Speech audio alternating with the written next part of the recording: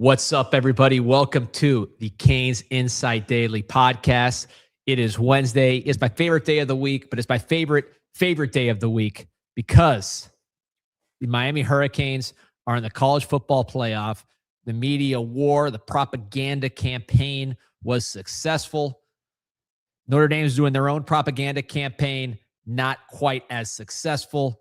We got the five-star general here, Mike Ryan. Mike, now you've had a few days to bask in it. How are we feeling? I'm feeling great, and it's all powered by Andejar and Levine, accident attorneys. Sure is. Sure is. And Mike, I know you had... Wait, don't you want to do like the full read? I did it this morning. I don't want to, leave it up for creative interpretation. Would you did like a nice, straightforward read. I could add to it. You know what? It was so good the first time. Okay. It was so rock solid the first time. We don't need the additional color. You sure? They know where to go when they need an accident attorney. But Mike, I have to ask you, because it's in the comments already, you had a confrontation with a prominent Notre Dame podcaster this morning in Jessica Smetana.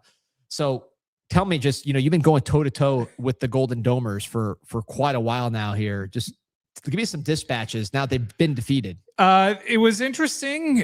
Jess is really good about not giving anybody any tears, and I kind of respect that. It's been consistent. So if you go there for a hate listen, you're not really going to get it. So much so that I've kind of moved my own goalpost and been like, well, when she refuses to give you anything, that's how you know it really bothers her. But I rushed in, climbed a table, wanted to make sure I didn't miss a segment. It's out there on the Levitard show feed today. I thought she handled herself pretty well. I wasn't really surprised by any of the positions that she held because I have been freebasing Notre Dame content since Selection Sunday. Couldn't have happened to a nicer bunch of fans over there. Miami is in, Notre Dame is out. And I've been torn between where I fall on Pete Bavacqua. I think I like him. And I think I like what they're doing right now. Punching down at Jim Phillips. This shows you how little people respect Jim Phillips, by the way. For an AD to know that he's more powerful than a conference commissioner, that tells you a lot and everything that you need to know. But I think Pete Bavacqua has very effectively changed the narrative.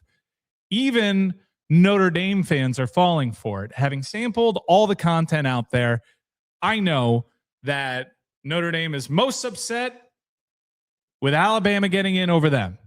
Second most upset, probably 1A, 1B. For some people, it's the process. And I totally get that. We had an issue with the process. The real injustice here is that they led Notre Dame fans and the nation to believe that head-to-head would not matter. And it took until the very last one. The fact that they didn't do it for the penultimate one was bonkers to me. Bonkers. But now we know the shadowy hand of Greg Sankey was all over this.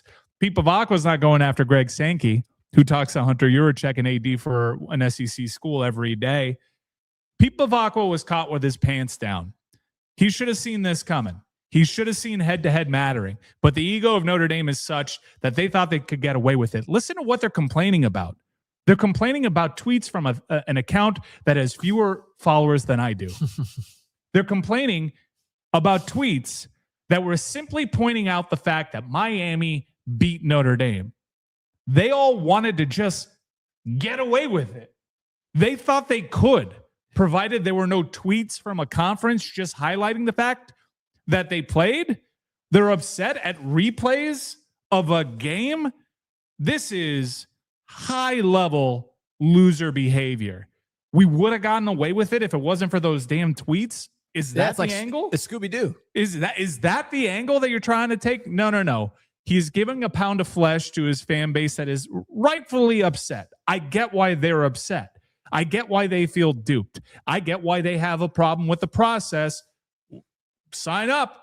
There's a line that starts back here. I don't like the process either.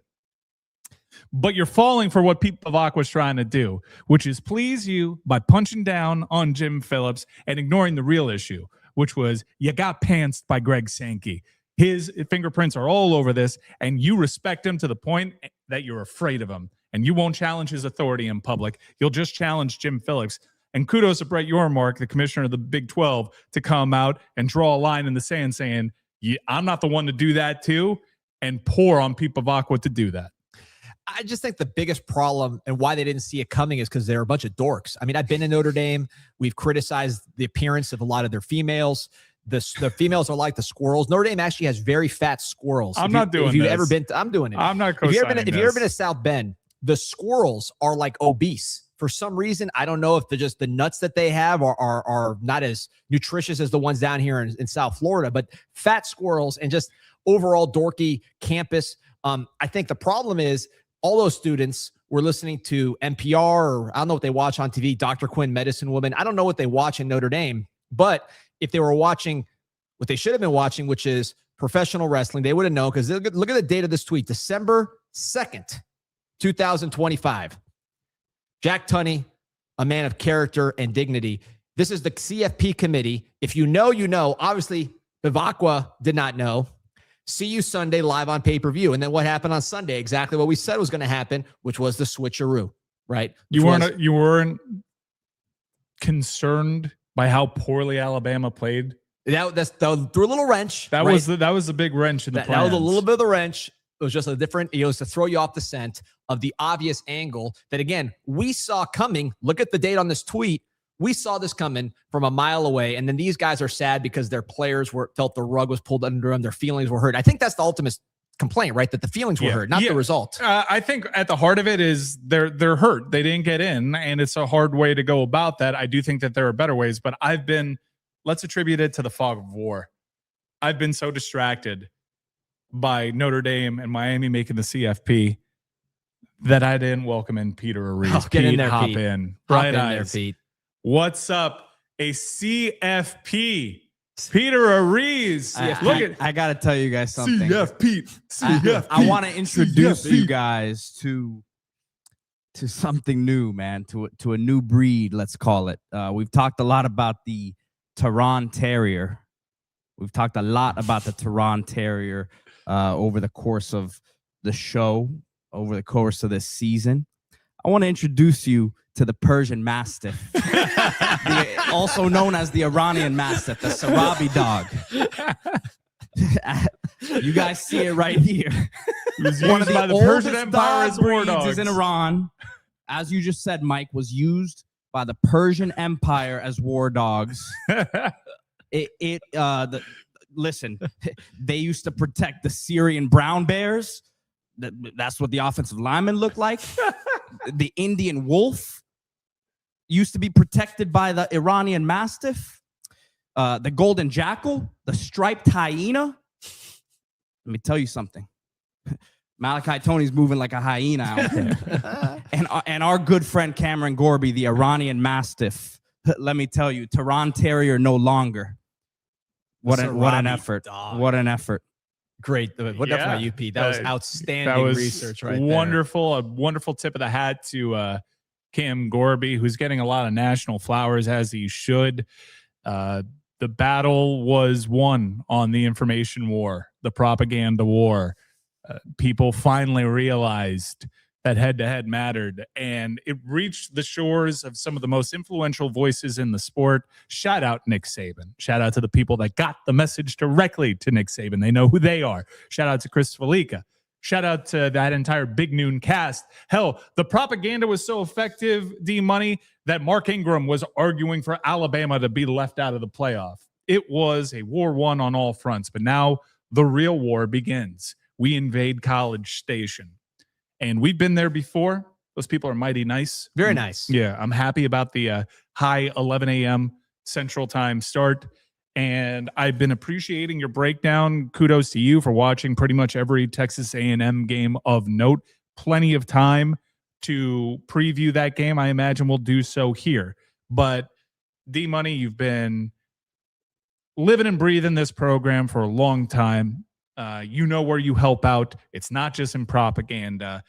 Congrats to you. Congrats to CanesInSight. Congrats to the fans. Congrats to anybody that's ever donated to Canes Connection. Congratulations to all the people behind the scenes that had their influence heard when it came to hiring Mario Cristobal. It's insane that we are all at the edge of our seats watching a committee just decide subjectively who they think is most deserving. And I am so glad we ended up winning that, because it is true validation. To be left out, it wouldn't feel right. This was supposed to be year 4. We almost got there year 3. But to have that validation is important to everybody that had a helping hand along the way. And D-Money, you had a helping hand along the way. A big one. Appreciate it, as did you, and as a lot of people in this chat. But I want to ask you a question. So this new term, I've seen it a lot in the chat, glazing, right? Yeah. This was not something that I grew up with, the glazing term. Mm-hmm. So my kids use it. Little kids use this term. Yeah. But I'm worried about the origin. I almost don't want to look it up. Dizzy Dean asking, Mike's insight on Joey Galloway, been a world-class glazer for weeks. What does glazing mean? I mean, where my mind goes, it doesn't sound good. It sounds sexually explicit. Is that what it means? I'm sure there's an undertow of a sexual connotation of sorts. Because but kids are using this all over the place. It is common. Something like glazing a donut, putting a little sugar on that. Okay, that could be it. That'd be a nice, clean, family-friendly term. Well, I mean, that's also kind of derivative. Of what? It kind of looks like. Oh, wait. That's what I'm saying. That's what it is. It kind of looks like. I don't know what I can say anymore. Yeah, no, we got hit last time because you're profanity. Because I just pointed out the mere fact that some of these advertisements are at urinals.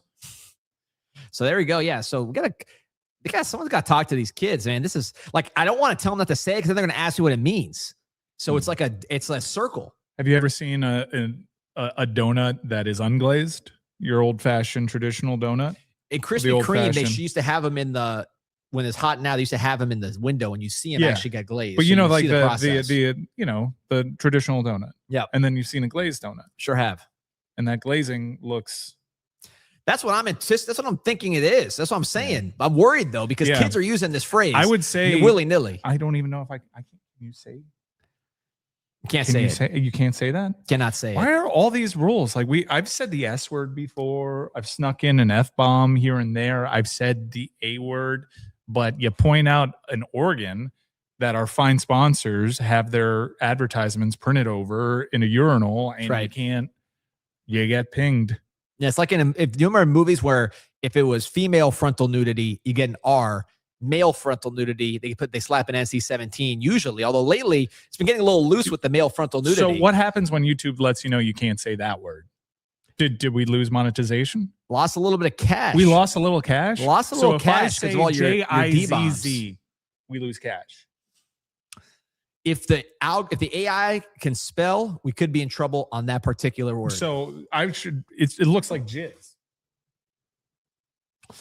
Yeah, so let's switch topics to someone asked me earlier on here about some baseball recruits. So let's get to that question here. What? Yeah, so earlier on. Is that better be a super chat? Yeah, so there's a question about Gio Rojas and Lombard, whether they can make it on campus. My God. There it is. Where's Tony? How much does this person love baseball? Yes. To be asking this question right now. Yeah, he wants to know. We signed 2 5-star recruits to the baseball team. Tony wants to know, let me see if I can find the question, whether Rojas and Lombard, a left-handed pitcher, there we go, left-handed pitcher and very athletic shortstop will make it to campus. That's not doesn't appear chat. They will. They should be drafted. I think you just wanted to change the subject. So, anyways, that's what it was. Marcus Freeman's IG story says he's on a flight to Cancun. Can't make it up. You pull up that tweet. There's an IG story post of him literally flying to Cancun, as most Notre Dame fans had him in a bunker preparing for the 2026 season as some sort of revenge tour. My man looks like he's about to make the biggest decision of his life and talk it out with family over in Cancun. The People of Aqua interview on the Echoes podcast was pretty interesting because kind of understands that if he's got to keep Marcus Freeman, he needs to make him among the highest paid coaches in the sport. Oh, yeah. So maybe he tipped his hand there a little bit. I'm not so sure Marcus Freeman leaves Notre Dame. They got a great class. I know he's happy there. I know he loves coaching the kids at that program. It would be a big jump, but I do know that if he were to jump, it would be for the pros. New York Giants is a pretty good gig. They have a quarterback, it would seem, that you'd like to build around. They have Neighbors and Scadaboo. Hopefully he comes back healthy. They have probably the best D line, certainly the best D line in that division. I would argue. High draft pick. That's a real good job if you can get it. And if he doesn't take that, that might be one he'll live to regret. So an important decision coming out for Marcus Freeman. I must say, I have tremendous respect for Marcus Freeman. I think he's a really good coach. There was only one interview in which he could barely pick his eyes up and look at the camera directly, in which he said they should be in over Miami. He kind of pivoted off of that. You can tell the sportsman in him never really felt good about putting that argument out there. So I'm a big Marcus Freeman guy. I don't know about you. Yeah, no, I'm a fan. I mean, I like him for to leave for a lot of reasons, but also like he's the one buffer that makes it harder to hate Notre Dame because people like Freeman if they hate Notre Dame. So when he leaves, like when you had Kelly there, it was so easy. He was killing people. The guy was a disaster. So it was much easier to hate those guys. Freeman makes it a little tougher, but we'll see. I think NFL coaches get paid so much at the high levels. Like, doesn't McVay make like $15 million a year or something like that? They actually hide that stuff, so you never really truly know. Pete, you'd have a better idea. I think there's guys who are making 15, 18, 20 million. We never knew Bill Belichick's salary. Yeah. Pete, I want to ask you a question because I know you were all about making history, back-to-back 10-win seasons. Put me in the room. History made. Put me in the room with you when that Miami graphic came out. I know you were pumped about it, but you had tempered your emotions and expectations to the degree that I don't know if you allowed yourself to fully appreciate this incredible achievement. Oh, I fully appreciate it. I was just, my jaw was dropped. I had nothing to say. They made the right decision. Justice was served. That was it. I was excited. I was ready to go. So now it is your focus. This is all house money. This is all bonus. Yeah, 100%. But you're not going to be crestfallen if they lose. No, that's not to say I'm not going to be cheering my butt off, as all of us should be. In person, by the way. Yeah, in person. I'm a road dog. I'll tell you that much about me.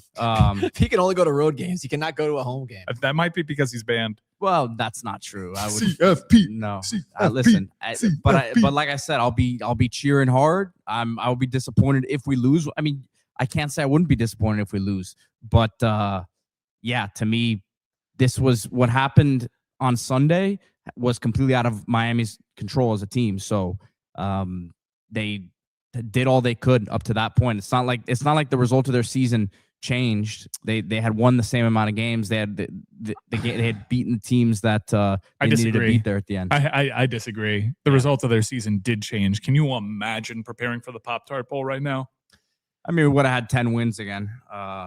I can't. By the way, the Pop-Tart Bowl, it's night and day. Outstanding experience. Obviously, I like the playoff side a lot better, but I almost want to go and take you to the Pop-Tart Bowl as a fan. Nope. Because I know you were embarrassed last year because it was like an embarrassment to the team that you support. It was. The bowl was outstanding. Cool. The pomp and circumstance. I know the Rose Bowl is like the old tradition. I think the Pop-Tart Resurrection is the new tradition. I'm more of a Duke's Mayo guy. Where they put the mayo, they splash the mayo on somebody. Yeah. One might call it glazing. That's another one. That's kind of, they glaze the head coach. Yeah. There's a lot of imagery going around here. Mayonnaise. But the Pop-Tart Bowl was outstanding. I remember last year was able to catch some largemouth bass in Lake Okeechobee. I tried to see the wild rhesus macaque monkeys. I think that's how you pronounce it. Macaque. Wait a second. I can't say the word that you're telling me I can't say anymore, but you just said that. Yeah, it's an Asian species of monkey. Okay. Which is but wild in the state of Florida. The AI models are going to come for you. Yeah, no, but it's wild in the state of Florida. When you say macaque, it's with a QEUE. They understand their culture. It's a cultured AI. They know about the wild monkeys in Ocala. So it was a great trip overall, except for the fact that obviously we lost the Pop-Tart Bowl. I just remember being on the phone, like working the portal the whole time, trying to figure out what's going on in the portal. Who's getting fired? Guidry getting fired. I think Guidry got fired while we were over there. That was always like, we got 7 shows out of that. Guidry just got hired. Pete, your take. Well, did he get hired or he's in the mix? I think it's one of those strongly suggested. Yeah, I don't think it's official, but it looks like it's gonna happen here. So let's pull it up, Pete. Let's talk about it. Yeah, I'm pulling it up right now. Just to show you how far we've come. So last year, this time, we were doing 1 million shows, Pete. I know you remember because you were doing all those. That was pre-clickbait. You were doing straight news headlines. Imagine the clickbait we would have gotten with Guidry this time last year. It would have been outstanding. But we were always trying to say, what's going to happen with Guidry getting fired, obviously after the Pop-Tart Bowl. Now, the perspective of this team and this fan base is completely different. We're not talking about firing coaches. We're not talking about, having a savior in the portal. It's more like who wants to come join the party. Right. Who wants to be part of this? We're embracing the churn of the portal. Understand we're going to lose a little bit from that locker room here in the coming days. Yeah, Ray Joseph was just announced. Yeah, we'll get to that one in a second. We expect a handful more departures coming, but yeah, that's why, like, Pete, I'm not with you on like it doesn't change the season that you had. Yeah, it does. Well, hold on. JW Hurricane says, Pete got me through a dark time after SMU. His 10-win speech was epic. Thank you. Thank you, Joel. There you go. So Guidry is a target. That tells me he's probably going to take it for the Oregon State defensive coordinator job. Sources tell CBS Sports. Guidry, who was the Miami defensive coordinator in 2023 and 24, worked at LSU. Yeah. There's a lot of bad vibes for Guidry, man. This guy, he was a pretty happy guy. I remember when he was here. He must hope he's not like emo after dealing with those bad vibes for two straight years. Imagine going from Miami and everybody wanted to fire you all the time. You got LSU and everybody hates your guts. Not you personally, but everybody in the building. Pretty interesting. Dawson's year one and Guidry's year one. Guidry was a fan favorite. Right. And people were lukewarm on Dawson, to say the least. And now, fast forward a couple of years later, Guidry had to serve as an analyst, for LSU, which would have been his dream job, but they probably could have never hired him for state employee reasons.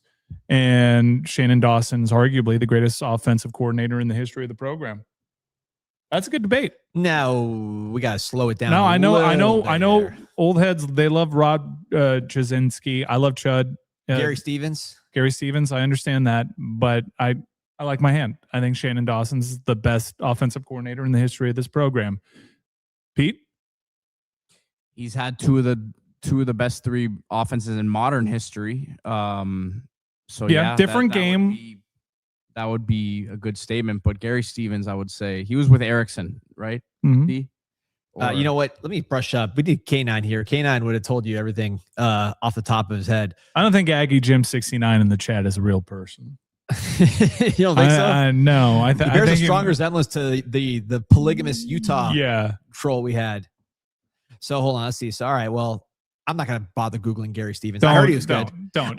You can pick Gary Stevens, Chud, or Shannon. I think we're splitting hairs. When I was a kid and I started really knowing what was happening with the Canes, our offensive coordinator for Butch Davis was Larry Coker, who ended up being, of course, the head coach. And everybody hated Coker. I remember, like, from the beginning.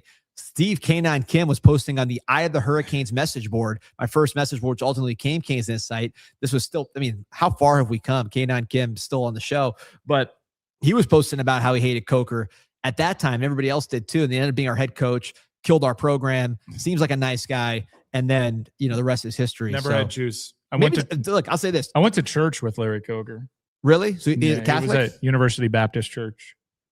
But then you're Baptist? No, I just went to church there. How's the music? I heard the music is a lot more soulful. I don't remember the music. I just remember shaking hands with Larry Coker. How's the handshake? All right.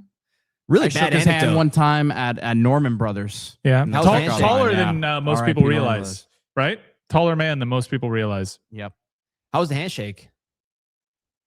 It was just, not a lot of good anecdotes here from these Larry Coker meetings. You meet him, it moves on. No, I don't have much to say about Larry Coker other than it was the beginning of the end. Do you know that Larry Coker's younger than Pete Carroll, I believe? I did know that. It's insane. Pete Carroll, how old's Pete Carroll? Pete Carroll looks incredible. Hopefully he's still with us after the calls for his demise. They're trying to kill Pete Carroll. Why? Yeah. Someone tried to kill Pete Carroll because he kicked the field goal with 4 seconds left. Okay, no, I take it back. I'll let you Google. Pete Carroll's 3 years younger. They're close enough. All right. We got some. Anyways, Guidry, any final thoughts on Guidry to Oregon State? I know you're a Beaver enthusiast. I know you follow this team. I know you love Beaver. What's your take on Guidry in the Pacific Northwest, Corvallis? I think that he deserves another opportunity. I think that we also forget the year before he got fired, he was having to do, makeshift with a lot of injuries on the defensive line. Obviously, things unraveled at Miami quickly, and the standard is a certain standard here. So we'll see. He obviously did a good job at Marshall before he came to Miami with less talent, and he had to get creative there. Beat Notre Dame, right? Yeah, beat Notre Dame. So we'll see, man. I like I said, I think he deserves another opportunity. So good luck to him. I do agree. He deserves another opportunity. He showed that he could be a good DC. He was an excellent DC his first year, as Pete outlined. Hopefully, he took some lessons from how everything went sideways there. A lot of stubbornness. And I want to talk to you about an interview that I saw on the aforementioned Joey Galloway. A lot of people are talking about him in the chat. Joey Galloway, co-hosts a podcast with Kirk Herbstreit and Mario Cristobal, joined that program. And I don't really have much to say about Joey Galloway. He's doing a bit. If you want to get riled up by what he says, he's a performer. He just likes to stir crap. So if you want to let him bother you, let him bother you. The fact that you let him know that it bothers you meant he doubled down and tripled down and quadrupled down, and he's just doing a thing. But Mario Cristobal in that interview was quite refreshing, as his media avails have been, kind of a 180 from the first couple of years. He's really like loosened up. And he said he looked at the film from the SMU game and he said something interesting. Like, he took lessons from that he needed to get back to having fun. He needed to get back to not so much worrying about like the result of the game, just getting the offense in a fun rhythm, making plays, scoring points. And he kind of put some of that on Nick Saban a little bit too. He's like, I had to learn that again. And it shows you what I've always maintained about Mario Cristobal, which I think right now is his strongest feature here as the head coach of the University of Miami outside of talent acquisition, which is Mario Cristobal has become very elite at correcting problems. Now, the next phase in his development, and he would probably admit to you that even at his age, he's still developing as a head coach, is probably nipping those problems before they come dangerously close to ending your season. But for him to know midway through the season, before we had to wait till the end of the season for changes to come, just like Lance Guidry, for him to realize after that second loss at SMU that things needed to change. The offense, the salt in the game away, the A gap, and all that nonsense that we were whining and complaining about. He wasn't defensive about it. He saw the criticisms. He did his own eval. He got with his coaches. He changed it. And he is absolutely right, D-Money, when he says Miami's playing its best football of the season, better than when they were ranked number 2. The monkey is pronounced macaque. Macaque. Thank you, Chris. But yeah, I would agree with that. Here we go. We got some comments from Zach. Really want to see Marcus Freeman eat the Pop-Tarts mascot before he leaves for the NFL. Go Canes, see y'all in Texas. Yeah, listen, Brent Key, he probably eats a lot of Pop-Tarts from the looks of it. So he'll be enjoying that one if the ACC could represent. Appreciate your support, Zach. Ethio can't appreciate you. Oh, look at this. Thanks for all you do on the podcast. Mike, salute to be on the front line. Champion our cause for weeks. There you go. So appreciate you guys. We should do something next Wednesday. What do you mean? Like a bigger show. Oh yeah. Well, one of our, chat members, I won't say his name, but prominent media personality. Some call him the face of the franchise. He suggested we do one of those. Now, I don't know what pay-per-view we would attach it to. I was thinking because December is usually a pretty barren time for pay-per-views. Yeah, there's December to Dismember, which was like the worst pay-per-view ever. How do you remember that? It was I was a big ECW relaunch guy. Oh yeah, the relaunch is terrible. They used to have November to Remember back in the original one. They had December to Dismember. We saw I just saw this before we went on. Timothy Chalamet, Chalamet, was saying that ECW One Night Stand, his favorite pay-per-view. All great pay-per-view, by the way. John Cena throwing the towel into the crowd, outstanding. So, Chad, if you have any good names for this? December was always Starrcade for WCW. We did Hurricane. We have Hurricane. Yeah, so if you guys have any good names for a marathon type of show with a lot of major media personalities, us, doing our thing, getting ready for the playoffs, let us know here. Champy 11 says, Mike, D told me I'd be on next Wednesday. Let me know what time works for you guys. Has he made the cut? Has our standards, because last time you said he was below the line, Champy of Champy Seafood. Did you have our standards lower to where he's now over the line? Has he elevated his celebrity with all the stuff he does on social media to be over the line? Still below the line. Still below the line for the man himself. Mo Cheddar with a very easy one, and we should have thought of this. WrestleCania. Now, there would be no wrestling involved. No. So it'd be a little bizarre for those expecting wrestling and getting only, college football talk There was New Year's Evil, Yeah. but we got to save that for the Cotton Bowl. There you go. I like that. Royal Rumble's always the winter one, but that's January, right? So About Roadblock.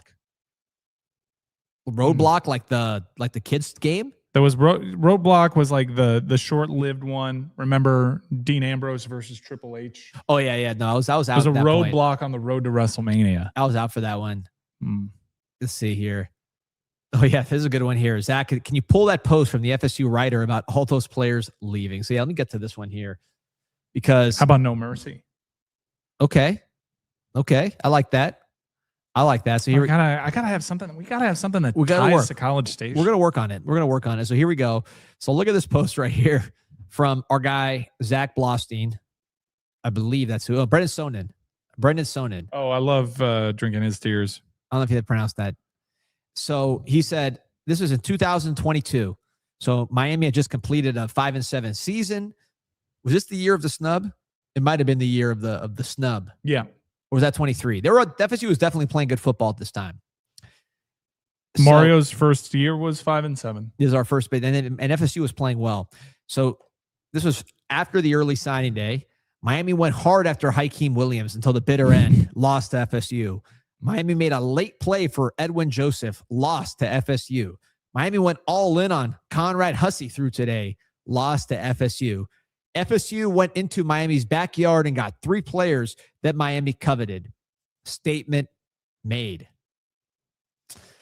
All 3 out the door, and all they got for their troubles were a lot of losses and some FSU money. They took FSU's money, that's for sure. Their bank statements are looking good. But as far as the statement, I think that statement speaks for itself. This was the year Miami signed Francis Mauanoa. This is the year Miami signed Ruben Bain. This is the year Miami signed Mark Fletcher, all of whom will be brand names playing in the college football playoff, while the Seminoles turned down a bold bid because at 5-7, their team already dispersed with many of their players jumping in the portal. So I got Road Wild Okay. as a potential fit. We are on the road.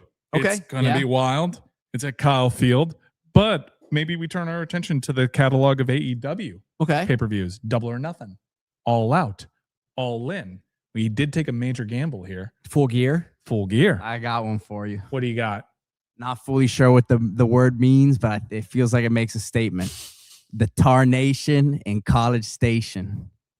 Hold on. You very clearly don't know what tarnation means. I don't know either. I'm Googling it right now. What does tarnation mean? You usually say, what in tarnation? But what does it mean? So here it Yeah. is. So tarnation, used to express exasperation, frustration, or incredulity. Yeah. But what does it but mean, why- though? we're Good not one. frustrated. We're not incredulous. It's a strong word though, and it Well, we- rhymes. All right. Just keep workshopping. Okay, so it means damnation. Okay. So tarnation It's gonna means be damnation. a day of damning for the Aggies. Yeah. Do you think we win this game? Yeah, You I do? 34-30 Miami. I got this one for you. How about this Tuesday in Texas? That's right. Which we, if we do it on Tuesday instead of Wednesday. Well, it's interesting. It's called This Tuesday in Texas, which is an interesting phrasing. But yeah, This Tuesday in Texas, which if I recall, didn't Undertaker, isn't that where Undertaker tombstone Hogan and Yeah. they slid the chair under the head of Hogan and he ended up breaking his neck? You are. Ooh, how about All In, Texas? That was Okay. that was a great AEW pay-per-view. Oh, they were in Texas. All in, Texas, the Tarnation in College Station. Again, you got to get away from this one. We've got a lot of work to do It here. flows good, man. I think the rest of this show is just going to be us trying to name our. Either way, we're going to be on a little bit longer next Wednesday. All Okay, right, we'll wake we're up. going to do more show for you. We'll have some guests. We'll get you charged up for the Tarnation in College Station. good one, man. Aggie Jim, the new Aggie fan, says Kane's gone wild College Station. I mean, look, I'll tell you this. It's not that wild in College Station. In fact, it was the opposite of wild when we were there. One of my favorite trips I've ever taken. The people there are super nice. College Station was kind of revitalized by Johnny Manziel, that Heisman Trophy that season. That SEC money pumped a lot into that area. It's a lot nicer than you may assume. Don't be presumptuous. It's a very nice little college town. A handful of places that you can go out and have a good time. All right, enough food, and I will say the hospitality in College Station is quite nice. They're we'll see if it's different in the playoffs. Remember when we went, they had come off a loss to Appalachian State, and they all wanted Jimbo fired. So I imagine we're going to run into a slightly different energy, but I enjoyed my time in College Station. I found those people super nice. I thought the game day atmosphere at Kyle Field to be kind of awe-inspiring. I heard your earlier podcast today. They don't get super drunk. They don't get sauced up, but they're locked in. They're doing their chants. The place shakes. It's got a great atmosphere to it. Can't wait to go in. No, it's going to be a fun time. I mean, this is so big league. I mean, college game days going, it's not anything special. They're going because it's the playoffs, right? So it's amazing the levels. Now that you're through the door, you're in the club, you're laughing at Notre Dame, going to Cancun, you're laughing about the Pop-Tart Bowl. All it really was a necessary step on the journey. I'm laughing at the has Uncle Luke released his Ray Joseph word salad yet?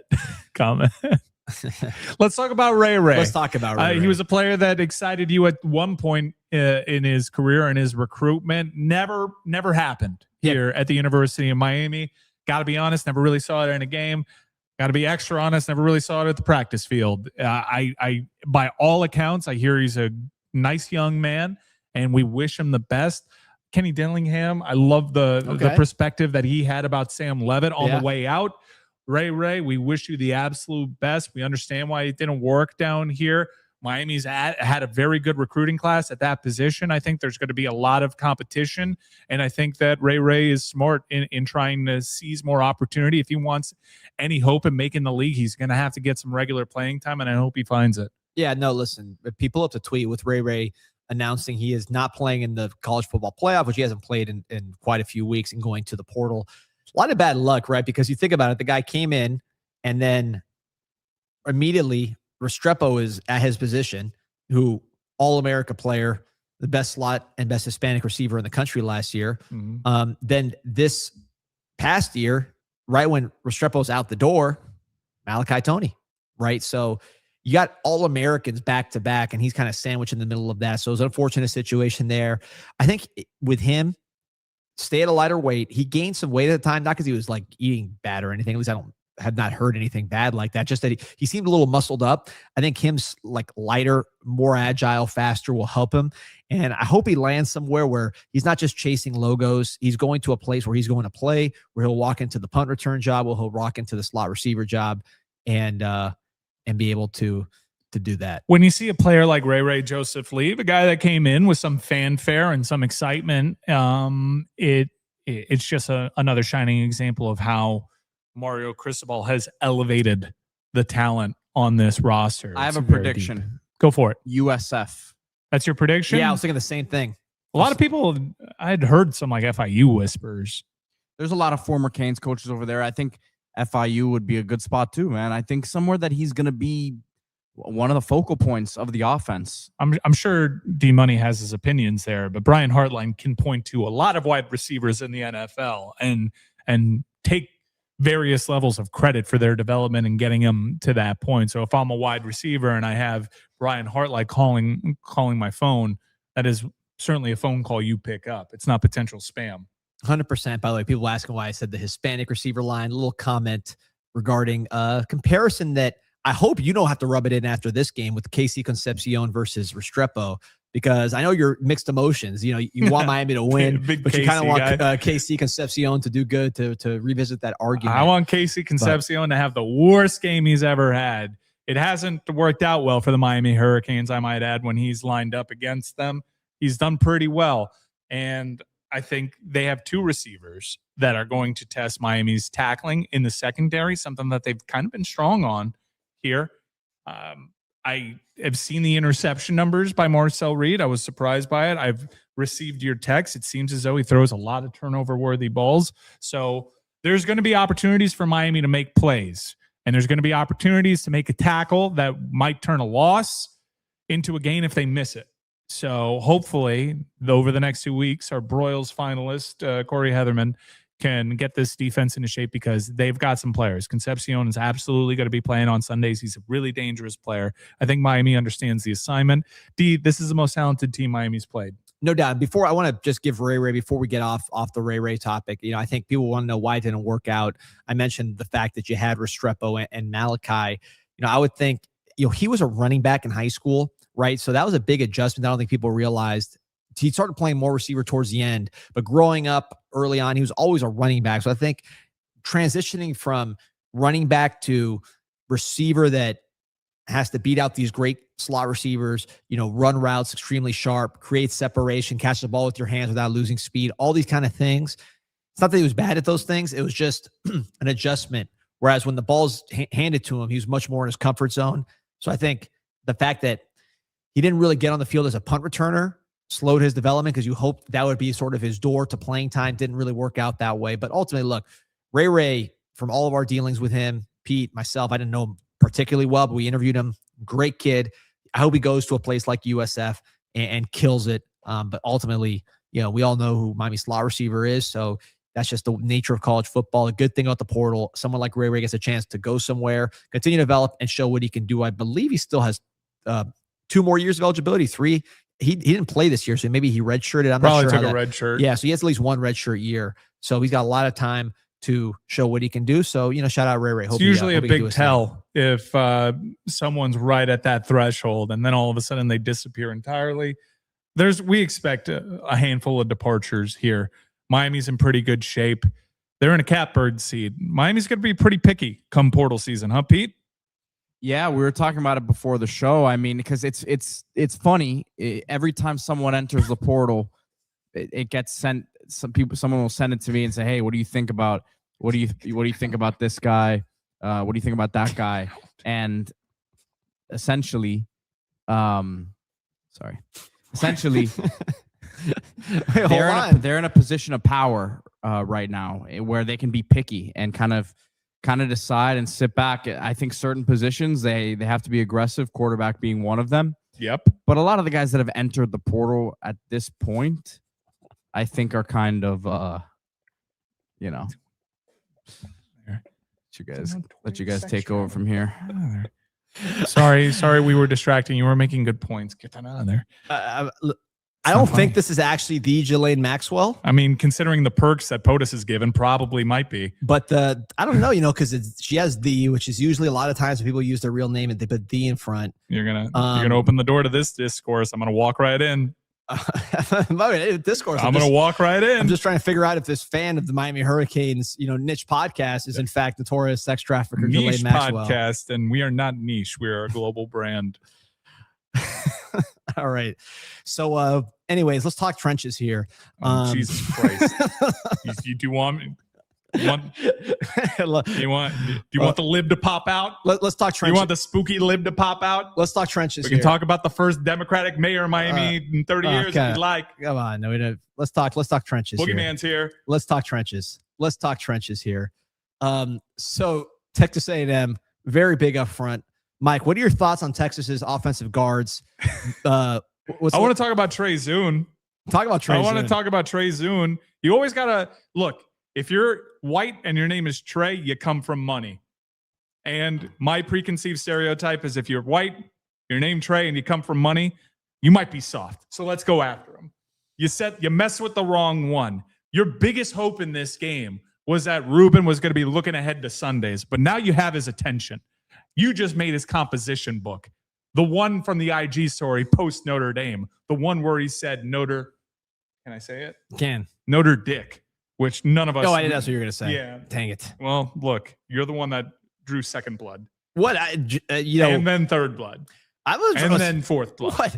We don't get dinged for just commentators. By the way, the funny thing is people are listening to this on audio, just like mowing their lawn, wondering why we're talking about notorious sex traffickers on this Cane Pod. For those listening to the audio, please explain it. There was a user by the name of the Jelaine Maxwell. That's not all right. So Trey Zune, if you want to put your money where your mouth is, and by all accounts, you're a good player. You're one of the best players on this team. If you're not at all worried about Ruben Bain, don't chip him. I know you like to run 12 personnel. Are you having all the hang and none of the hangover right now? Is that what's happening right now? Are you having all the hang and none of the hangover? We've had some bad.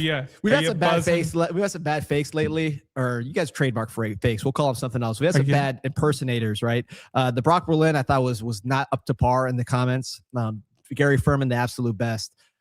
This one is good. How do I have had? Give me admin credentials so I can highlight some. BUZZN. Great transition. Let's talk about it. BUZZN. Buzz and drink. BUZZN.com. 7.5 milligrams of THC. You know the Trey Zune. That's the name, right? Trey Zune? Trey Zune the third. That's Trey- why. But that isn't it redundant? Wait, there are 3 Treys? No, I bet you his There's no name is way. Trey's because he's the third. Let's find out his Yeah, his legal name's name. probably like Greg or That's something. what I mean. You ever watch Sex in the City? The boyfriend Trey. It wasn't because like he was like was short for something. It was because he was the I beef third. with that show, Sex in the City. I remember that show came out when I was like in 7th grade, right? So that was the age of maximum Cinemax, right? Yeah. And then you're waiting for this show the whole day because you hear it's going to debut. And then you watch it. It's like Sarah Jessica Parker. She looks super old. They're all talking about who knows what. And it doesn't deliver on what the message was to a 7th grade kid. So I always had beef with that show. Although as I got older, I appreciate the writing. So Trey Zune on his wiki does not have his full name listed. If he were Trey Zune the third, that would mean that his dad would also be Trey Zune and would be Trey Zune the second. Trey is the son of Jimmy Zune. So he's Jimmy James Zune the Zune. third. It's a great name. By the way, BUZZN, 7.5 milligrams, real THC infused seltzer, all the hang, no hangover, all bubbles, no trouble. Celebrate the Canes and the college football playoff at drinkbuzzn.com. First 35% off, or you can go to Big Daddy's Liquors, and they got it there. BUZZN, BUZZN. Trying to see where Mel Kiper has Trey Zune. He's definitely going to be playing on Sundays. He's got him as the number 7 ranked interior offensive lineman. Mel Kiper does, behind Jake Slaughter. Good comment here from Livens Lees. He should have watched Porky's first to get the fires going for Samantha. Have you seen who Mel Kiper has as number 1 and number 2 defensive ends? I have, but let him know. Reuben Bain Jr. and Akeem Mesidor, number 1 and number 2. Yeah, it's gonna be tough for this tackle duo. But listen, Texas A&M's they really do have a good offensive lineman. Watching It's the strength of their team, right? Strength of their team. They're consistent. They're smart. Like we had so many tomato can offensive lines in the ACC. Like Pittsburgh, dangerous team. And I was worried about that game. I think we all were. But like their offensive line going in was terrible. So you kind of expected that to be a dominant performance. Whereas this is much more of an even matchup. I remember a lot of late nights in high school waiting for like that block, that 10 p.m. block. You knew you had the later night Cinemax stuff, but you were just hoping that you would get one of those good real sex episodes as opposed to like the puppetry of the penis ones. Yeah, it was a Russian roulette, really. And then what's that show, Dream On? That show sucked. You had remember that show, Dream On? You remember Cat House? That was a little later. That was the documentary. Which was it? Isabella Soprano? Wait, is this? No, not a soprano. Not to be confused with the other Sopranos. Oh, look at it. By the way, what was the name of that soprano from Cat House? Chat, let us know. Yeah, chat, let us know. Give us some Cat House info here. It's where Air Force Amy was also a part of Cat House. Yeah, honestly, I'm not as sharp on Cat House. Yeah, look at Real Mo Cheddar. I knew he'd be right there, Real Mo Cheddar with Air Force Amy. The Air Force. There you go, Mo. But he said Hurricane Havoc. That's a good one. Yeah, I nailed it. Isabella Soprano. Yeah, there you go. Never really got into the darkness and the Elaine. human trafficking aspects of The good thing about this shtick character is encyclopedic knowledge of brothels and being a maiden. You don't have to highlight that account anymore. All right. So, this is the truth. Yeah. No. Anyways, let's get back to offensive line play. So Sergio asking, did Texas's defensive line give them trouble? Isn't Miami's defense better than Texas? They gave them some trouble for sure. I think the real problem with that game with Texas was Texas A&M's defense could not stop the run. So Texas controlled the game in a major way, which Texas has never run on anybody. So I watched this game and I thought it was one of Texas's offense, mixed results all season. That was one of their better performances, especially when you take into account the competition. It allowed Texas to force Texas A&M into a predictable offense. And when you make Marcel Reed a predictable thrower of the football, he does not have the accuracy. He's prone to turnovers. So yeah, ideally, this is the key to every game. Start out fast, be on the front foot, force Texas A&M to play catch up. The passer that they have there, he's not super accurate, Marcel Reed. He's mobile. He'll make some plays with his feet. You're going to have to live with that. Miami has shown that they might be susceptible to that. However, I was expecting more of that in Pittsburgh, and it didn't end up happening. So maybe Miami's gotten stronger since CJ Carr tested them in that regard. But I would say get them in obvious passing downs, make their offense a little bit more predictable, and then you can make plays, because Marcel Reed is going to offer up a handful of opportunities for your defense to make a play and make a game-changing impact play on defense. I know we went through this. It doesn't feel like Miami's had those game-changing turnovers, and then we dug deep on the numbers and said our eyes are lying to us. But I still think that there is more meat on the bones, especially with a guy like Bryce playing more right now. You have ball hawks playing out there. Man, the players individually on this defense and collectively have improved game over game, Pete. And that is actually probably a good forecast for Miami, as these players, these younger players, are getting more game action. There might be some players that have developed just here in the next few weeks. 2 weeks of game prep for Mario Cristobal against Mike Elko's team. We respect Mike Elko, does a really good job coaching his team. They're going to be incredibly prepared. But Pete, I'm curious, on defense, there are a lot of individuals that you could isolate and pick out by hand and say that player is a different player from week one. Who's caught your eye? I think, Zechariah Poyser has been someone who's quietly gotten better throughout the year. Game one, there were a lot of people saying, man, he's taking some bad angles. He missed some opportunities against Notre Dame. But I think he has become, safety is one of those spots where when you're not, it's kind of like corner, but when you're not really talking about them in terms of busting coverages or missing tackles, they're probably doing their job. And he's someone who the physicality flashes off the screen with him. Same thing with Jacoby Thomas, but Jacoby Thomas, I think, has been awesome from the get-go. I think those safeties in this game, the secondary in general, and we were talking about on the show that we did earlier today, D and I, the tackling in the secondary has to be on point. They have to really keep those guys in front of them, because not just Concepcion, but Craver, Bethel, I keep forgetting Hussey, not Hussey. Conrad Hussey was someone. No, I know Conrad Hussey, but they have another receiver as well. Yeah, you're talking about the number 2. Yeah. You like your tight ends Bussy, too, I believe, right? Bussy, yeah, Bussy, exactly. So yeah, all these guys have speed, and they can break it and make something out of nothing. So the back end has to really be on point. Yeah, let's see what we got here. So 26. Mo Chetta came up with a good name for it. Yeah. I think it's a clubhouse leader. Hell in AC Cell. Hell in ACCL.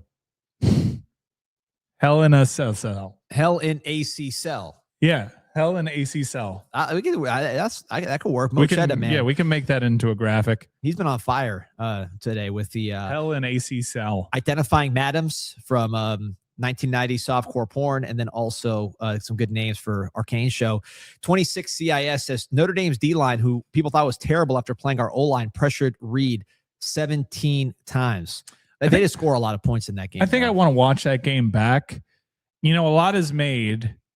There was a lot of plays that when it looked like we were going to miss the CFP, everyone was pointing to the Lightfoot personal foul, the roughing the passer. That was BS. And then when Miami made the playoff, people were pointing to, rightfully, the CJ Daniels catch against Notre Dame, which in retrospect, what an impact. That right there is perhaps the difference in you making the CFP and not. But there was a play from that Notre Dame Texas A&M game that I think is right now most responsible for Miami making the college football playoff. On the pass that Texas A&M hit to score the game-tying touchdown, and then they kicked the extra point to go ahead and win that game, there was a clear as day hold. It might have been from Trey Zune, now that I mention it. Notre Dame broke through the line, and a Texas A&M lineman just straight up tackled the pass rusher for Notre Dame. It was an egregious no call. You've been listening to a lot of Notre Dame podcasts, I can tell. No. Like they didn't even mention this one. It popped up on my feed, and then I saw the entire play. I could not believe my eyes, because this is like as vintage a holding. And that play, I would say that no call probably has the most impact on Miami making the CFP, because a 1-loss Notre Dame, they get in over Miami easily. And then say that's Texas A&M's second loss, you're not winning a debate, because at that point, the head-to-head, like we all know from the FSU example with Alabama, the common opponents, that'll be met with a pshaw. The SEC 10-2 team is getting in over the ACC. What? The 10-2 team. Wait, met with a what? Pshaw. What's that? A pshaw. Is it like Pshaw. a French word? No, like pshaw. Like, yeah, that you don't know what a pshaw is? It's dismissive. Have you ever heard that in your life? Yeah, that's why I just Pete, have said you ever it. heard pshaw in your life? Have you ever heard that sound? I think it's an onomatopoeia. Pshaw? I've never even heard that sound. I think in it's my an life. onomatopoeia because, like, you literally, when you're dismissing somebody, you go, pshaw. I've never said pshaw in my life. You probably have. Pete, in dismissing. Is pshaw another breed of Iranian dog? I don't know what that You've never is. gone like, psh. I think that's, yeah. yeah. No. No, pshaw. there's a pshaw. No shot. All right. Like, psh, Look, yeah, you're really psh. good at pulling up certain commenters. Why don't you Google pshaw? I will Google pshaw. By the way, so turnover margin, we were talking about it earlier. Texas A&M. This is where I think there could be a huge advantage in this. Pshaw. Interjection. It's shown to it's how you show Is that a in the disapproval. dictionary? Yeah. They'll let anything in these days. Used to express irritation, disapproval, contempt, or disbelief. Never heard that. Kind of one like before. tarnation. Yeah, kind of like tarnation. It's the same exact They're meaning. synonyms. We've got backwards as a society. By the way, so talk about turnover margin. Is a good word. Yeah, tarnation over pshaw all day. So Pete, turnover margin. This is going to be a key to the game. Obviously, every game is different. You could be a bad turnover team and have a good day, or vice versa. But this is, to me, telling. If you look at average turnover margin, Miami in the top 25. You go down to Texas A&M, they are all the way. See where they land here at 102nd in the nation in average turnover margin per game. They're losing the turnover margin every game by, let's say, an average about 0.5, right? So halves, but they're in the negative. Look at the other teams that are in this category. North Carolina, Charlotte, Georgia Tech, they're okay. Florida State, Oklahoma State, just looking at P4, UCF, Virginia Tech, Kentucky, Boston College, Wisconsin, Purdue, Arkansas, Syracuse, Baylor. These are the worst teams in the country. Mm-hmm. So the company Baylor beat SMU. The company that they're keeping here is extremely poor. Mm-hmm. So you talk about turnover margin. This team Texas A&M has overcome a lot of bad turnovers. And against a team like Miami, if they play to that level when it comes to protecting the ball, Miami's a team that's, again, top 25 in turnover margin. They can turn it over. And Beck, for all of his mistakes, it's been concentrated just in a couple games. Usually he's pretty good with the ball, and then we don't fumble that much, knock on wood. That could be the difference in the game. It was last time we went to Kyle Field, that the difference in the game was the fumbled punt by Tyreek Stevenson. Yeah, I remember that. Oof. It's a bad memory right there. I also have a video of like the very first offensive snap that Tyler Van Dyke took at College Station. And I forget who was on a crossing route, but Buddy got blown the hell up on that hit. And that's when I knew right away, like, we're in for a long day. Did we go Stormtrooper? I think we go Stormtrooper for this one. Oh, for this one? Yeah. Well, I like the orange bottom. They're not that. The orange will pop on that field. Or it did. That's what we wore the last time we went there. But green would work too. But I think like we got a hot hand right now. We've gone into some important road games wearing the Stormtrooper. I think you rock. We did orange pants in the last one. Yeah, white yeah. tops. Yeah. Yep. Steve Martin also. We'll see what's going on here. Ralph, are all three of you guys planning to be at College Station for the game? And will Peter do his post-victory celebration right after we win? We will. We should do a show maybe the day before. Pete, I think, will be in Houston the day before. You're showing up that morning, right? Yeah. And listen, I'll do it. I did a show after SMU. CF Pete. Yeah, that was a tough one. But we're happy as a clam in Aggie land. That's a beautiful turn of phrase, Jay Campbell. Hell in ACL. Yeah, no, it's good in theory. It's hard to say. It'll look good on a graph. Yeah, it's hard to say. Welcome to Hell in AC Cell. It's hard to say. We could say hell in a cell and just spell it. I like ACC. this one. I like that. this one. The confrontation in College Station. Oof, nice. This guy's been working. Yeah. We love LinkedIn Lou. We could just call it Hell in a Cell, but you're right. Let me ask ChatGPT to make that happen. Mo I'm sure we'd Hussein, get, like, a appreciate fire you. traffic. Extend Mario, never had a doubt. You've had doubts. Uh, Everybody had doubts after Middle Yeah, Tennessee State. Come on. yeah, no, I had some Who didn't slight have a doubts. doubt? I didn't have any doubts. You didn't have any doubt? I've always been a Mario guy. Let's see here. Here we go. Blitz angles. One of the few things we struggle with is blitz pickup from off angles. Does A&M do that a lot with their faster pass rushers? They blitz like crazy. They blitz like crazy. They do some wild stuff. Third down, they're getting after it. What's the number 27? I believe they're one of their safeties, 25. I believe they have a good safety that gets after it. Blitz. He had a fake punt. I believe that was against Notre Dame. I'm trying to remember the game. They had a game. It was against South Carolina. There was a game where they did a fake punt that went for a long ways with their safety. He was also a very good blitzer. But they do some crazy stuff. Third down, they're one of the best. Their defense is really not that great from a statistical standpoint, but third down defense are the best in the country. So that's really where they get you in trouble. It's kind of the opposite. If you want a key to the game, you want to distill it. Can Miami force Texas A&M into uncomfortable third and long situations, and can they avoid that with Texas A&M? Because Texas A&M very, very good on defense in third and long, passing downs, let's say, and then offensively struggle, right? So that, if you want a key to the game, that's it, and that has a lot to do with stopping the run. So you're not going to be there the night before the game, Pete? You're not going to have like some Dixie chicken? No. He's a Houston guy. How many times have you been to Houston in the last 10 years? Where he's got his client. 15, 20 maybe. How do you define the culture of Houston? I've never been there. I don't know what like Houston. What's the vibe of Houston? Much rather College Station. I'm not really good at describing vibes of places, so I'll stay away from that. It's not your skill set describing vibes of places. I believe he met it with a Pashaw, your question. He did. I got Pashad dirty. I'm over here trying to make a logo for our next show. Cooking it up. Oh, you want to get into some nonsense? Get into some. R.I.P. Bushwick Bill Houston legend from the Ghetto Boys. Yeah. R.I.P.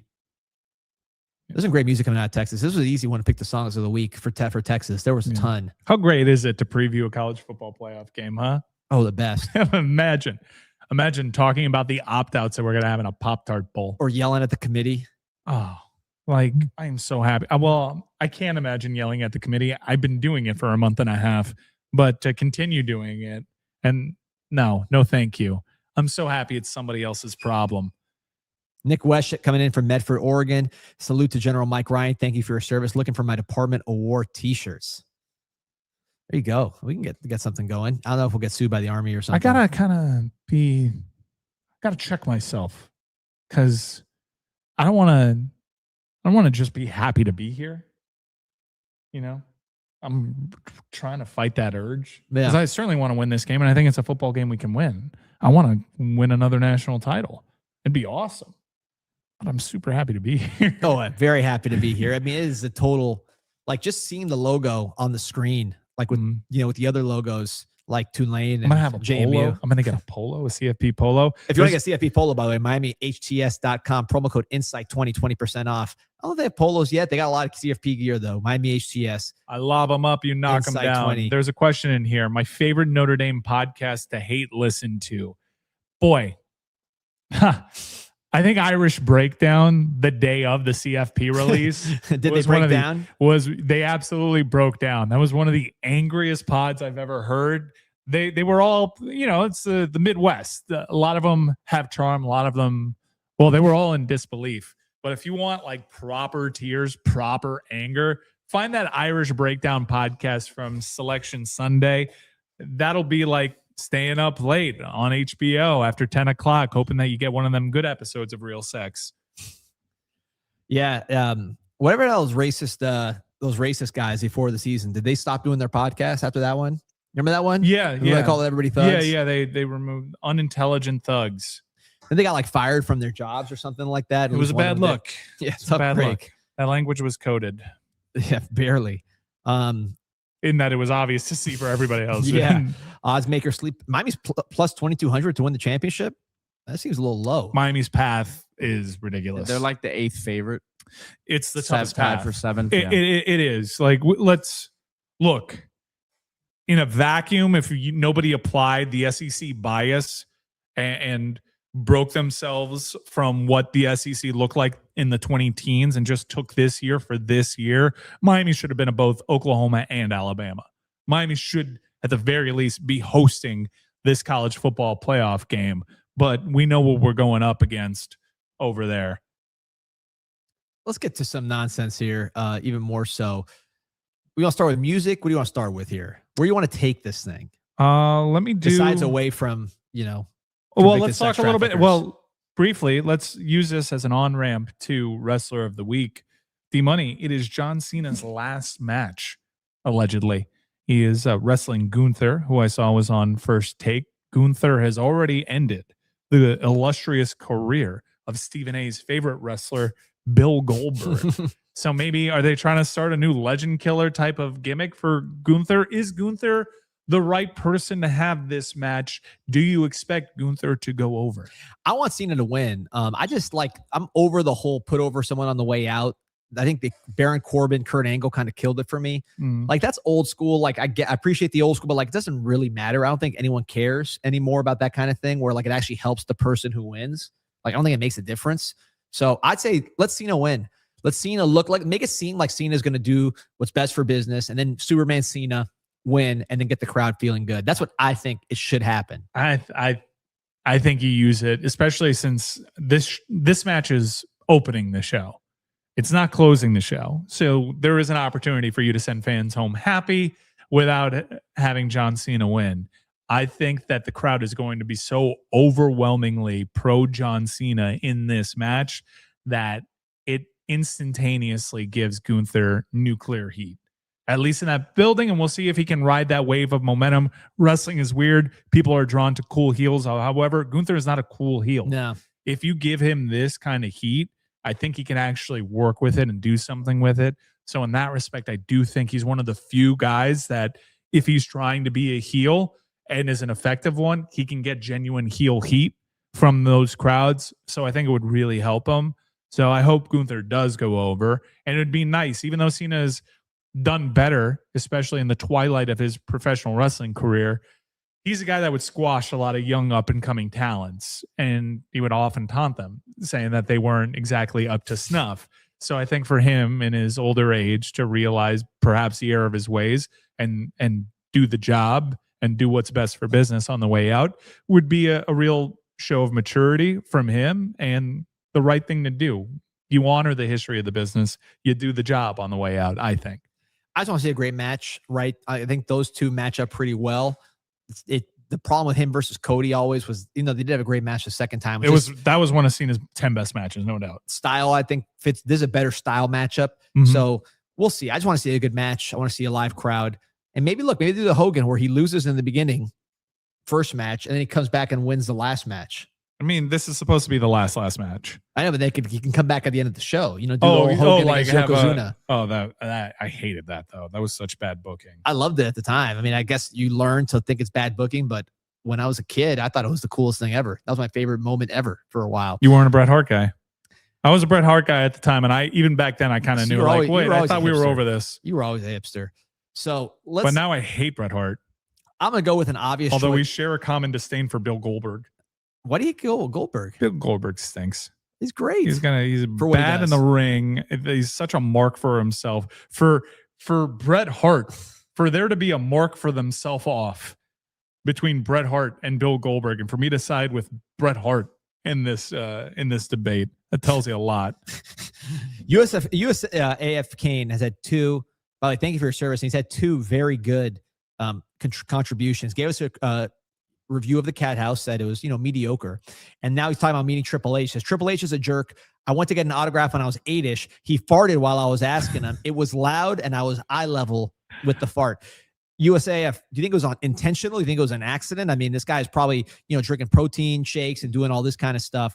Was it intentional? You think he was doing it just to get you messed up? Or you think it was an actual, look at Pete. Pete looks like, I've never seen Pete look so beat up.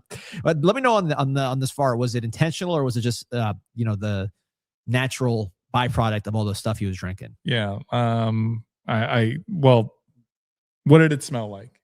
I guess it's He's got a USAF got to tell us. Yeah. But I'm gonna go with my wrestler of the week. And look, this is not this guy's been wrestler of the week a million times. He's the wrestler of every week, as far as I'm concerned, which is the Nature Boy Ric Flair. The GOAT. And the reason why I chose him this week was really not so much about him, because we celebrate his career.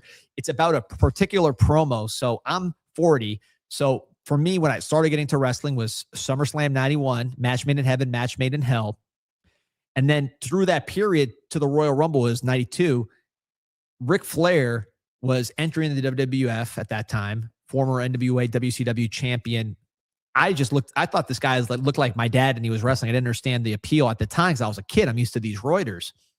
Ric Flair enters the Royal Rumble, the third spot, lasts till the very end of the Royal Rumble, uses his craftiness when no one expects him to win, takes advantage of a Sid Justice Hulk Hogan dispute to win the Royal Rumble, and goes backstage and delivers what I believe to be the best promo that maybe I've ever seen, where he says, first of all, you got Mean Gene Okerlund in the back. Someone was smoking a cigarette in the locker room. Mean Gene Okerlund says, turn that cigarette out, put that cigarette out, right on camera. It's kind of interesting in retrospect. Mean Gene, total class act. Then you got Kurt Hennig, Mr. Perfect, Bobby Heenan. I mean, what a trio with those three. Oh, the Heenan family. I mean, you're talking about three of the best ever with Perfect, Heenan, and Flair. And you could tell they were just soaking in the promo and laughing about it while he was doing it. It wasn't just like in character. Oh, here we go. Wait, real quick. USAF Kane. 100% intentional to Triple H fart. There was eye contact while he farted. Wow. What a heel. It's wild. So Flair could last all the way through the Rumble. Unprecedented at the time. Now it was the greatest Rumble performance to that moment. And perhaps still is. They still, because now they've killed it. Now, guys, if you're number one, you're there to the end no matter what. At this time, it was unusual to last until the end. You needed someone with the cardio of Flair. Guy wins the Rumble, goes backstage. He's been, for years, people said, yeah, you're good, but you're good at NWA, you're good at WCW. You're not WWF caliber, right? So he wins the championship because at that time, the Royal Rumble was determining the champion, which was vacant. Holds up the belt. Says, with a tear in my eye, this is the greatest moment in my life. With the dual tape on one finger. With the tape on the finger. Jack Tunney, who we mentioned earlier, the predecessor of Hunter Yurachek, hands the belt to Flair. What a moment. Unbelievable. And that's how I felt after, basically starting third was like us starting 18th in the CFP rankings. And climbing, and then climbing. Then you got Notre Dame. You got BYU. Go flip Notre Dame over the top rope. The greatest moment, aside from wife and kids and, things like that. Greatest moment of my life. That logo flashing. What a moment for the Miami Hurricanes. The Nature Boy is the wrestler of the week for me. My wrestler of the week is Christopher Daniels, who is not a household name. Definitely had his best run in TNA, aka Impact Wrestling. He first burst on the scene as Conquistador Dos from Los Conquistadors. Undersized, would never have made it in WWE F at the time because he didn't have the frame for it. He never really had the frame for big time wrestling, but go back and watch the early TNA stuff. Christopher Daniels, the Fallen Angel, had incredible matches with AJ Styles, Samoa Joe, the tag match against America's Most Wanted when he was alongside primetime Elix Skipper, the walking the top of the 6 sides of steel. That match was one of the greatest. Christopher Daniels had a great 6-year run, I would say, in TNA, in which pound for pound, he was one of the best in-ring performers. And he wrestled the style. Like, this was a time where there was a lot of high flying in TNA. He had a moonsault that was great, where he would hop from one rope, the second rope to the top rope. That was the Tiffany Stratton, right? Wasn't he the first one to do it? It was the best moonsault ever. And he would do this in cage matches. It was awesome. He was the first to do that, but really technically sound, gifted, could sell his ass off. Had a cool gimmick for a little emo kid in the early 2000s. I dug Christopher Daniels. I actually had the opportunity to speak with Christopher Daniels inside the AEW COVID bubble, and fascinating brain to Were you guys pick wearing from. masks?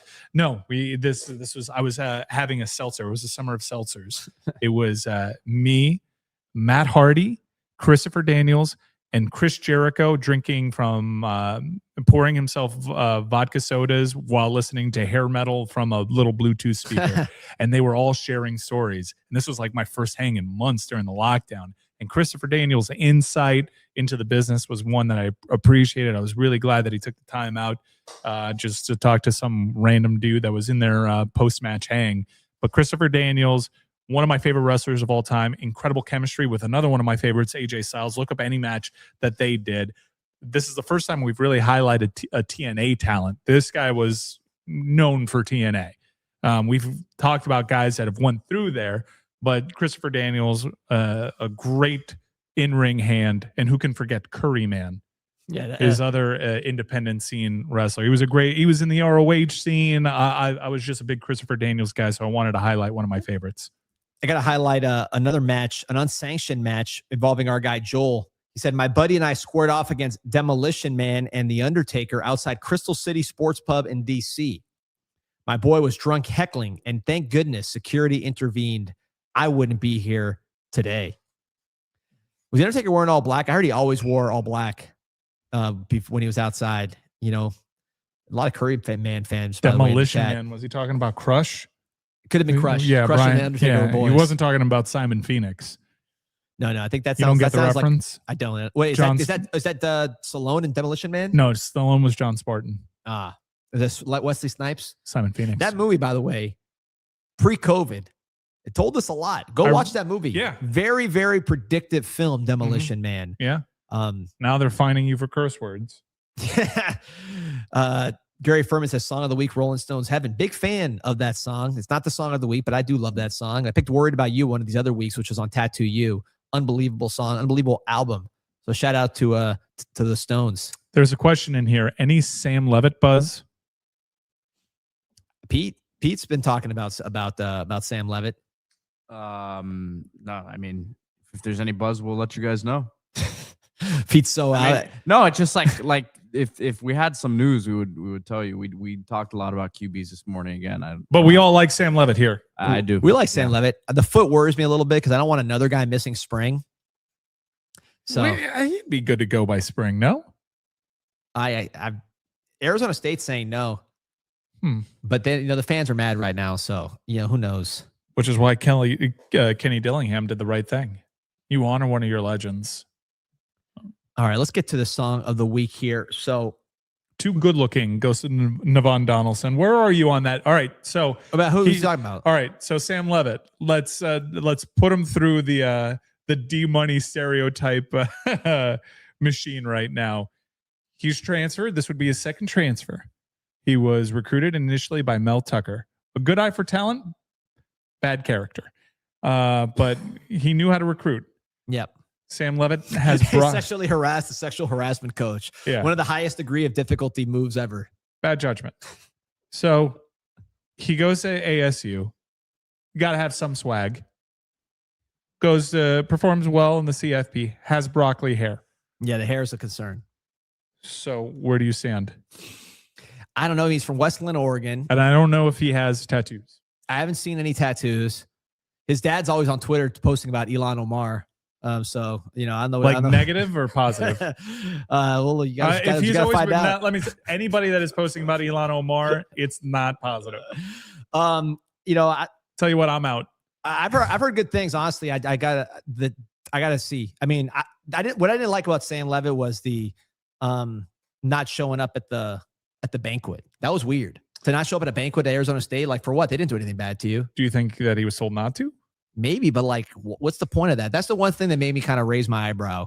But we'll see. What do you like about his game? Oh, it's quick, really good first step in terms of evading tacklers. He's just fast twitch. So like that first, he is a runner, but he's not like a running quarterback. He's not a run first guy. But like when a guy comes, like if there's a free rusher coming in, he's got that quick first step to really beat that guy. He's got a live arm, kind of reminds me of Bo Nix physically, maybe even a better athlete, although Bo Nix was a really good athlete coming up. So yeah, I like. He's got a better deep ball. Battle tested. He could throw. The foot is a concern. The banquet thing is a concern. But we asked some people, and they said the guy's is known for having good character and being a good teammate. So that bothers me less. But I'm pro Levitt. I like his distribution. Throws a nice ball. Gets the ball in the hands of his playmakers. Easy. He had good playmakers over there in Arizona State. 2 guys that are going to be playing on Sundays and excelling. Hopefully Scatterbo gets healthy. But he also is not afraid to take some chances, which I like in a quarterback, especially at the college level, where one-on-one athletic matchups, if you got the better talent, you win out. So I'm a big Sam Levitt guy. I think Miami would be lucky to have him, no doubt. And it's LSU is looking at him too. So that'll be a battle. And I think, look, LSU is going to get somebody good. Miami's going to get somebody good. We'll see how that kind of falls, right? Lane has a proven track record with these transfer quarterbacks and quarterbacks in general. Just did a great job with Trinidad Chambliss out of. I can't win. I can't win with these people. Oh, wait, what are they mad at you for? Unbelievable, says Pete. Stop crying. What are you crying about? I haven't said a word. Are you crying? I haven't been watching. No, Have you been crying? I don't know. Sometimes I don't know. I've seen you cry. There's another one. Pete, stop crying. It's the same. It's a spammer. Same guys. He's spamming. Pete, when did you start crying? I don't think I've ever seen you cry. I've seen him cry when Real Madrid won a Champions League because he had poured blood, sweat, and tears over those 3 months. Let's see.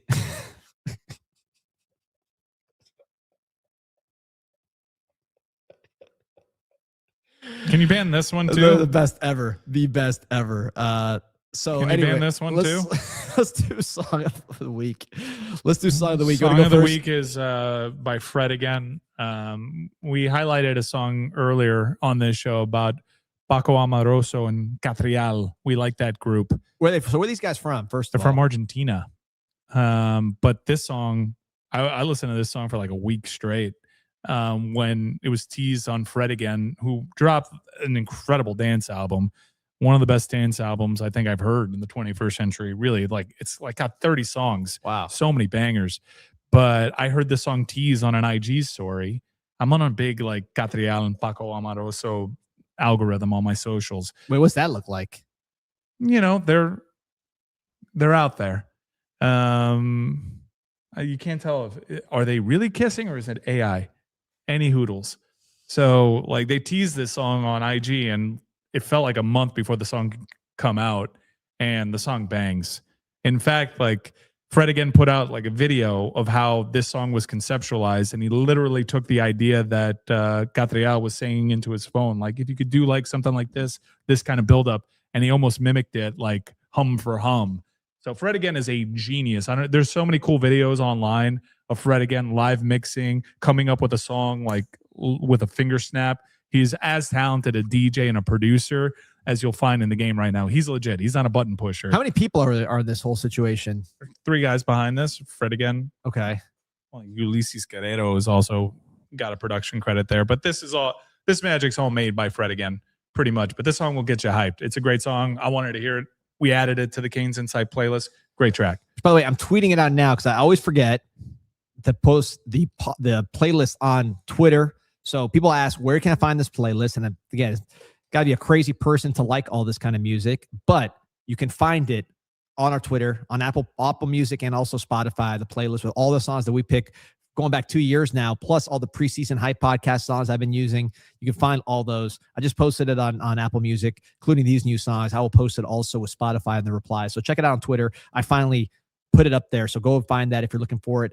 My song of the week is one that, we're Texas, right? So Texas got a lot of selections. I've done UGK. I've done Ghetto Boy. So I didn't want to go in that direction. I've done George Strait. I've done George Jones. Done Waylon Jennings. So we've done a lot of Texas songs already. So I want to go with Port Arthur's own, not UGK, but before UGK, it was Janis Joplin. Get It While You Can, off her classic Pearl album. I mean, this is really, really great stuff. Janis Joplin, fun fact for the Canes fans, she actually went to high school in Port Arthur, Texas with Jimmy Johnson. Whoa. And Jimmy Johnson used to pick on her. No. He was the jock going to Arkansas to play football with Jerry Jones. Janis Joplin, of course, the artistic type, maybe an acquired taste from a looks perspective. Is this legit? It's legit. You can look this up. So Jimmy Johnson. Has Jimmy Johnson spoken about picking on Janis Joplin before? I'm pretty sure she didn't speak on it. So yeah, wow. That's the story. That Jimmy Johnson, a regular peep of aqua. Yeah. Jim Phillips situation here. Exactly. Stuffing in a locker. But one of the outstanding singers of that era, again, gone too soon. her name was just destined for stardom. I mean, that's a real name. It's amazing. You get a real name like that just means you're destined for stardom. I love this song. Love this whole era of music. At first, when I listened to her, I'm like, she's just kind of screaming and the raspiness. I didn't get it. Over time, you appreciate the passion that she puts into the song. Shout out Janis Joplin, Port Arthur's own. And yeah, man, Texas, a musical state. Pete, do you have a song or wrestler of the week? No, I don't. All right. Well, it was good seeing you, Bright Eyes. I'm gonna wrap this puppy up. Pete's out there. Pete, what's in your headphones that's making you cry? Is it the Eagles' Desperado? And what song is bringing you to tears over there? I'm not crying at all. I have no idea what's going on. On that note, remember to like and subscribe to the CanesInSight podcast. Go Canes. Go Canes.